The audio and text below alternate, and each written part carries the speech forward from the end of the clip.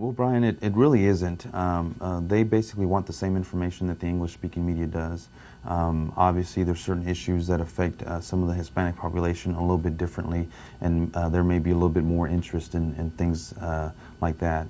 But really, they want information just like anybody else. They want to keep the public informed, and the public needs to know. They need to know what's going on. They need to know whether there's a certain area that's having certain difficulties, whether they need to avoid certain things. Routinely we put out information such as tips on how to avoid from being a victim of various crimes, and it's just as important to get that type of information now to the Spanish-speaking public. Nobody benefits when there's victims here in our city, because if crime spreads to a certain part of the city, it's going to affect others. Ultimately, it will affect others. So it's very important that everybody's informed. That way we have fewer victims.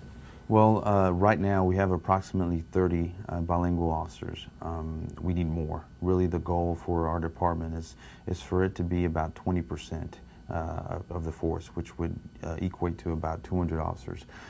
We are going about getting these new officers not just through trying to recruit them as already being bilingual, but also providing training. We're the only department in the country that gives over 70 hours of bilingual training. And, it's a lot. It seems like a lot, but it's really not. It's not going to make you fluent, but it will allow you to communicate basic information with the public.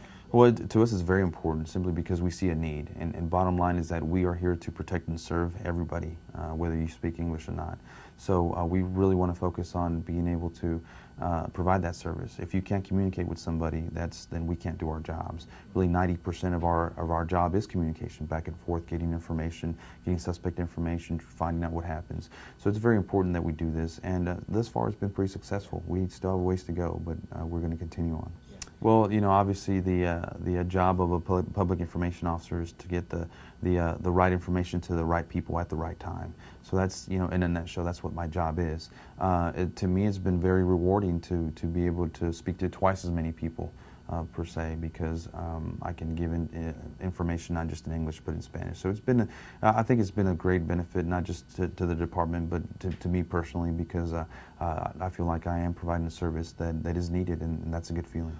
Well, as far as the public information office itself, a lot of times I think people get a little bit tired of hearing the bad news, the bad things that happen in the city. A lot of times people call me and they make comments about it. Well, how come you only give them the negative things that happen? And I mean, people need to understand that our role here is to meet the needs of the media.